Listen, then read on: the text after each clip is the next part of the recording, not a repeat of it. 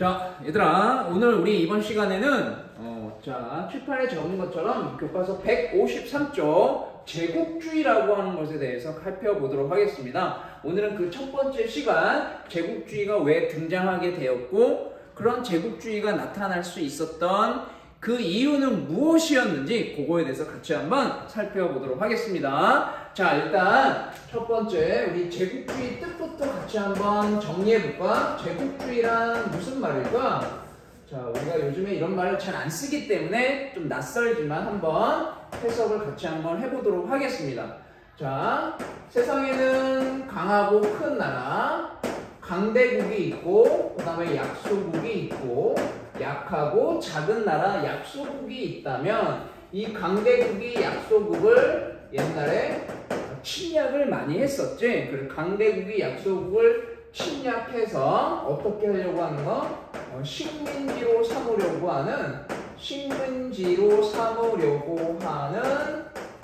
자, 대외 팽창 정책 이와 같은 것을 우리는 제국주의라고 한다. 여기서 우리 핵심적인 말 같이 한번 살펴보자. 식민지를 만들고 그 식민지를 확보하기 위한 대외 팽창 정책, 나라 바깥으로 팽창해 나가는 정책이다. 그래서 식민지를 확보하기 위해서는 나라 바깥으로 나가서 더 멀리 팽창해야 되는 그런 상황인 거잖아. 그래서 식민지 확보를 위한 대외 팽창 정책을 우리는 제국주의라고 한다. 그런 과정 속에서 과거에 침략이라는 이와 같은 방법이 많이 동원되었다. 자발적으로 식민지가 될 나라는 없을 거 아니야. 이런 방법, 강제적인 방법을 이용해서 제국주의가 이런 식으로 등장하는 상황이 발생하게 되었다. 자, 다음 두 번째 주제. 그렇다면 이와 같이 식민지로 삼으려고 하는 이와 같은 제국주의는 왜 등장하게 되었을까? 두 번째 우리 주제, 제국주의가 등장하게 된 그 배경에 대해서 같이 한번 정리를 한번 해보자. 도대체 어떤 상황이었길래? 자, 첫 번째, 자, 제국주의는 어떤 상황이었냐면, 자, 산업혁명, 우리 지난 시간까지 했던 산업혁명을 겪으면서, 즉 산업혁명 이후에 산업화에 성공을 하고 그 산업화에 성공한 많은 나라들이 무엇이 필요했더라? 그렇죠? 노란색으로 적을게. 원료를 확보할 수 있는 원료 공급지. 그 다음에 원료 공급을 통해 가지고 상품을 만들면 그걸 어떻게 해야 되지? 판매해야 되잖아. 상품을 판매할 수 있는 판매 시장을 확보해 나가야 돼. 그 확보할 뭐가 필요하다? 필요성이 증가한다. 이해할 수 있을까? 자, 강대국이 약소국을 침략해서 식민지로 삼으려고 하는 대외 팽창 정책을 제국주의라고 한다. 그러한 제국주의는 우리 지난 시간까지 했던 산업혁명 이후에 산업화에 성공한 많은 나라들이 원료를 공급받을 수 있는, 그 다음에 그것을 통해서 상품 판매 시장을 확보할 필요성이 있는데 그 필요성은 날이 갈수록 더욱더 증가하는, 그러니까 새로운 곳이 필요한 거지. 그 새로운 곳이 뭐가 되는 거야? 식민지를 확보해라. 그렇게 이해하면 되겠죠. 다음 두 번째 또 어떤 상황이었냐면 이렇게 상품을 판매 시장을 통해 상품을 팔았어. 그럼 뭐가 생기는 거야? 자본이라고 하는 거야. 돈. 자, 두 번째, 자, 또 노란색으로 동그라미 이렇게 할 거예요. 그렇게 모아진, 넘쳐나는, 남는 자본, 그 다음에 넘쳐나는 자본. 이걸 우리가 좀 어려운데 잉여자본이라고 표현해. 잉여자본. 그 자본을 투자할 장소가, 그것을 필요하다는 것이 점차 역시 증가하게 되었다. 원료 공급지를 확보하고 상품 판매 시장을 확보할 필요성, 그리고 넘쳐나는 자본을 새롭게 투자해서 더 돈을 벌고, 그러기 위해서는 투자할 수 있는 뭐가 필요한 거야? 장소가 필요해. 그 장소는 뭐가 되는 거야? 그러니까 식민지를 확보해라. 식민지를 삼아라. 강대국이 약소국을 침략해서. 그래서 자본을 투자할 수 있는 새로운 장소 식민지가 그래서 필요한 것이다.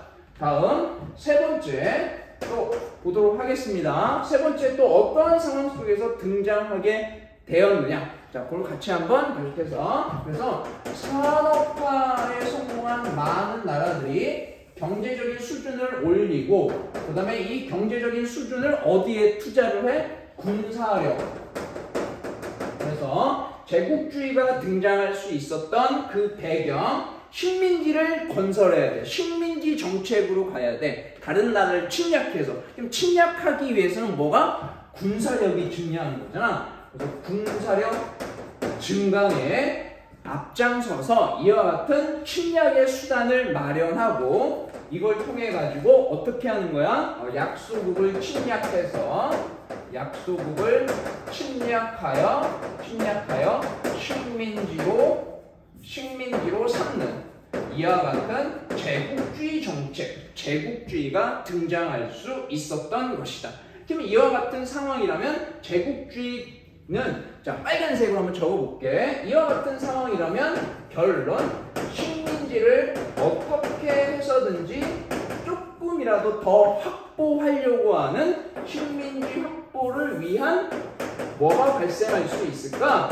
식민지 확보를 위한 치열한 경쟁도 발생할 수밖에 없다. 어떻게 해서든지 더 많은 식민지를 확보하기 위한 치열한 경쟁. 더 많이 침략할 수밖에 없고 약소국은 침략을 많이 당하고 여러 나라, 많은 나라가 식민지로 넘어가는 그런 상황이 발생할 수 있겠죠. 그래서 이와 같은 상황, 제국주의가 등장할 수 있었던 배경, 산업혁명 이후에 원료 공급지가 필요하고 상품 판매 시장이 필요하다. 그러면 뭐가 필요하다? 새로운 장소가 필요하다. 그 새로운 장소는 어디? 식민지가 되는 거지. 또 넘쳐나는 자본을 투자해야 돼. 그러니까 뭐? 투자할 수 있는 식민지가 필요하다. 그러니까 침략해야 되니까 군사력에 어마어마하게 투자해서 군사력을 증강시켜가지고 약소국을 침략하는 식민지로 삼는 그와 같은 제국주의가 등장하게 되었다. 그러니까 너도 나도 다 식민지 확보를 위한 치열한 경쟁이 나타날 수밖에 없는 그런 모습이 보여지게 되었다. 자, 그래서 제국주의 등장 배경까지 살펴봤고요. 이런 상황 속에서, 이런 모습 속에서 제국주의를 내세운 국가라 해가지고 제국주의 국가들이 여기저기 등장하게 된다. 자, 쭉 선생님이 한번 나열해 볼게. 어떤 나라, 우리가 다 알고 있는 나라들, 바로 영국, 다 적어보도록 하겠습니다. 영국, 프랑스, 독일, 그 다음에 러시아, 그 다음에 이탈리아, 그 다음에 우리가 한 번씩은 다 들어봤었을 벨기에, 네덜란드, 그렇죠. 그 다음 미국도 있고요. 그 다음에 아시아에 일본도 있고, 이런 많은 나라들이 바로 제국주의 국가라고 불리면서 등장하게 되었고, 치열하게 식민지 확보를 위한 경쟁이 발생하면서 약소국을 침략하는 행위가 너무나 많이 발생하게 되었고, 이와 같은 상황 속에서 제국주의가 계속해서 등장뿐만 아니라 쭉쭉쭉쭉 진행되어 나갈 수 있었고, 약소국은 그 피해는 엄청나게 클 수밖에 없었겠죠. 우리나라 생각하면 되겠다. 과거의 일본에 대해서. 그래서 우리는 일본 제국주의를 줄여서 뭐 지금은 잘 쓰진 않지만 일제라는 말을 들어봤을까? 일본 제국주의의 줄임말 일제. 일본 제국주의 침략을 받은 우리나라 식민지 지배 당했잖아요. 그렇죠. 일본의 목적은 뭐야? 자신들에게 필요한 우리나라에서의 원료 공급을 확보하고 우리나라를 상품 판매 시장으로 확보하고 우리나라에 자본을 투자해가지고 자신들의 돈을 벌려가려고 하는 그러한 목적 속에서 다른 나라와의 경쟁을 물리치고 마지막에 일본이 우리나라를 식민지로 삼게 되는 그런 상황이 만들어진단 말이야. 그래서 일본 제국주의의 침략, 일제 이렇게 우리가 부를 수 있는 것입니다. 자, 제국주의 개념부터 해서 제국주의가 등장하게 되었고 그런 모습을 보였던 제국주의 국가에 대해서 한번 살펴봤습니다. 자, 이제 오늘의 마지막. 자, 마지막 하이라이트 몇 번? 4번.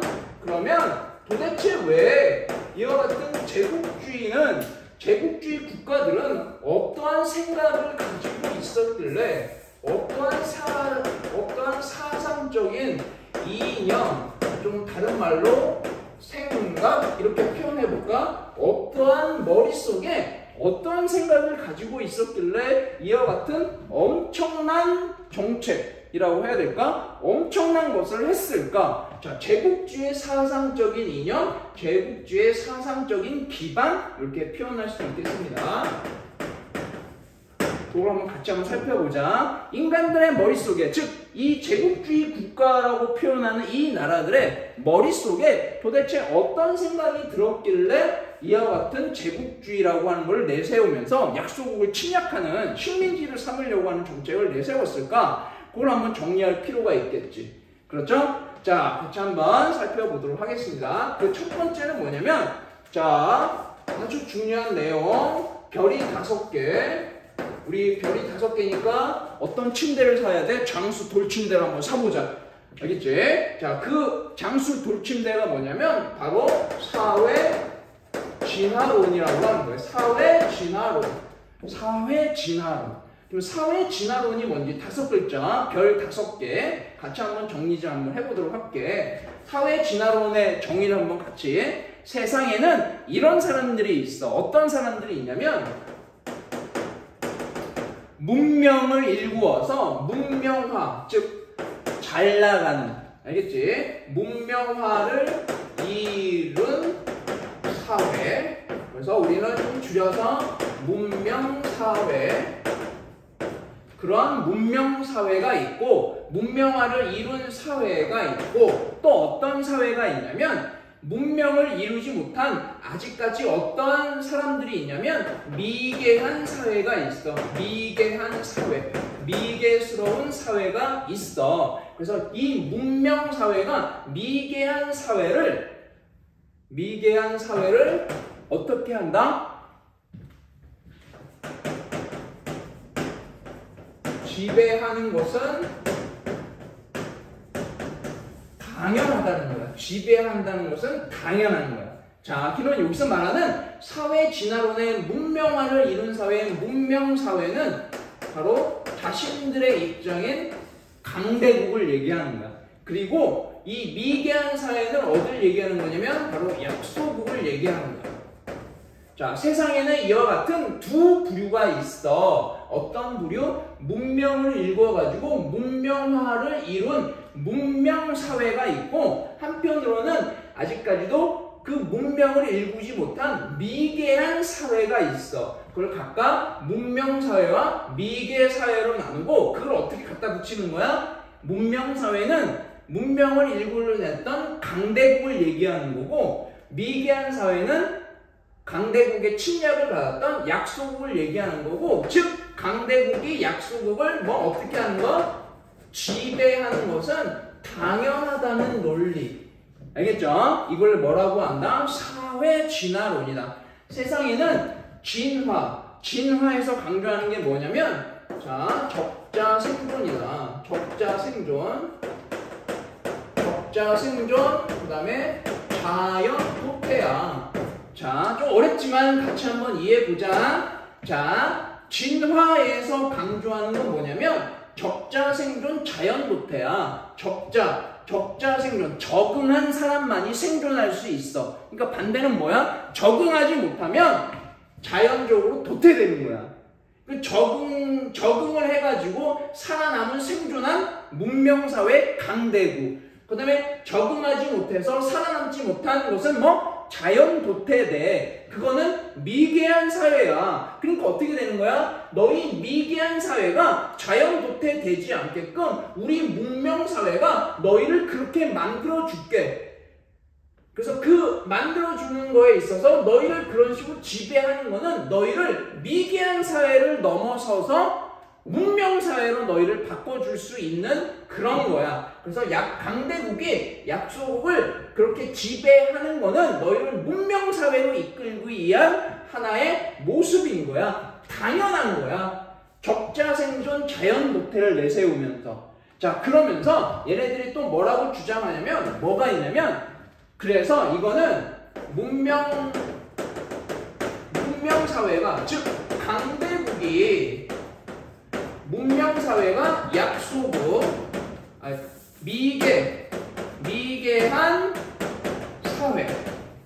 미개한 사회 약소국. 그러니까 너희를 지배하는 게 아니라, 자, 강대국이 약소국에게 베푸는, 문명사회가 미개한 사회에게 지는 자신들의 의무야. 자신들의 의무이고, 또 뭐라고 얘기하냐면 그들에게 베풀어주는 그 약소국, 미개한 사회의 약소국에게 베풀어주는 은혜라고 하는 거야. 은혜. 이렇게 강조를 한다. 은혜임을 강조한다. 알겠죠? 자, 너희를 미개한 사회에서 문명사회로 만들어가는 그런 상황 속에서 너희를 지배하는 것은 당연한 것이고, 그렇게 우리가 강대국이 너희 미개한 약소국에게 그거는 너희들에게 갖고 있는 우리들의 의무일 뿐만 아니라 너희들에게 베풀어주는 은혜인 거야. 고마운 줄 알아라. 그러면서 뭘 내세우는 거야? 그래서 결론적으로 자신들의 식민지 침략을 부당한 게 아니라 정당화한다는 거야. 알겠죠? 이와 같은 논리를 내세우면서 세상에는 자연적으로 보면 적자 생존, 그 환경과 사회에 적응해서 적응한 자만이 생존할 수 있고, 그렇지 못하면 자연 도태돼. 생물학적으로 보면.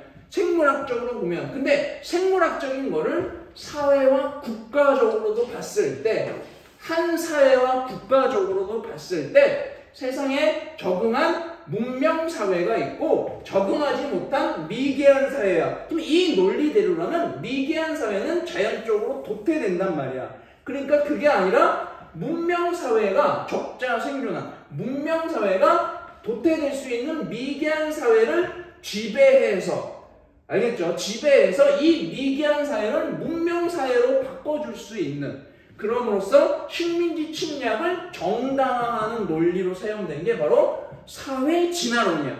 그러면서 너희를 지배하는 게 아니라 우리들이 너희들에게 갖고 있는 의무일 뿐만 아니라 너희들에게 베푸는 은혜이다. 의무이면서 은혜임을 강조하면서 결론 자신들이 약소국을 침략하는 것은 정당한 거고 식민지 지배하는 것은 당연하다는 논리를 내세우는 게 바로 제국주의 사상적 기반 이념 첫 번째 사회 진화론이라고 하는 것이다. 알겠죠? 다음 두 번째는 또 뭐가 있냐면 마지막이다. 바로 뭐가 있냐면 인종주의와 결합한 거예요. 인종주의와 결합하면서 바로 이걸 강조하는 거야. 백인 우월주의. 백인 우월주의, 그 다음에 백인의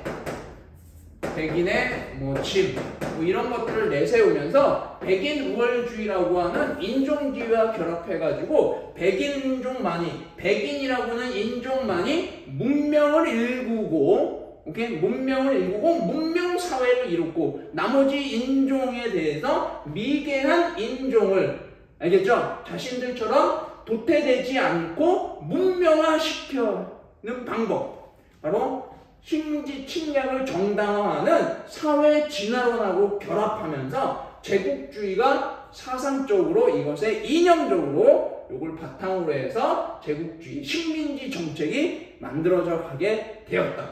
이와 같은 상황 속에서 제국주의 국가라고 불리는 많은 나라들이 식민지 침략을 정당화하면서 어떻게 해서든지 더 많은 나라를 식민지로 삼기 위한 치열한 경쟁이 발생하게 됩니다. 알겠죠? 요 부분이 좀 어렵지만 오른쪽에 나와 있는, 그래서 어렵지만 다시 한번 정리하고 마무리 한번 해보겠습니다. 자, 제국주의는 대외 팽창 정책, 식민지로 삼으려고 하는 대외 팽창 정책이고, 그 이유는 산업혁명 이후 산업화에 성공한 많은 나라들이 원료 공급지, 상품 판매 시장을 확보해야 된다. 그래서 식민지가 필요하다. 다음 두 번째, 자본이 투자할 수 있는 곳이 필요하다. 그래서 식민지가 필요하다. 다음, 그럼 식민지를 어떻게 침략의 방법으로서 해야 되니까 군사력 증강을 통해 가지고 약소국을 식민지로 삼는 그와 같은 제국주의가 등장하게 되었고, 어떻게든지 더 확보하려고 하는 치열한 경쟁의 모습을 보이게 되었고, 그러한 경쟁의 모습을 보인 대표적인 제국주의 국가들이 영국을 비롯한 많은 나라들이 제국주의 국가의 모습을 나타내게 되었고, 그리고 제국주의가 이렇게 나타날 수 있었던 사상적인 이념, 그 사상적인 기반은 바로 사회 진화론과 인종주의라고 하는 두 가지가 결합하면서 문명사회와 그다음에 미개사회로 나눠놓고, 문명사회가 미개한 사회에게 지고 있는 자신들의 의무뿐만 아니라 그 다음에 그들에게 베풀어주는 은혜, 그러니까 식민지 침략을 정당화하는 수단으로 이용되는 사상적 기반이었다. 자신들이 침략하고 지배하는 것이 아니라 너희들에게 문명사회로 갈 수 있게 만들어줄 수는 자신들의 의무뿐만 아니라 너희들에게 베풀어주는 은혜임을 강조하면서 그 식민지 정책 침략을 정당화하는 백인 우월주의를 내세우면서 결합시켜가지고 식민지 정책으로 가는 제국주의가 제국주의가 등장하고 다른 나라들 많이 나타나게 되었다. 이렇게 정리할 수 있겠습니다. 알겠죠? 이렇게 해서 우리 꼭 제국주의 등장 배경부터 제국주의 사상적 기반까지 같이 한번 좀 살펴봤습니다. 자, 여기까지 하도록 할게요.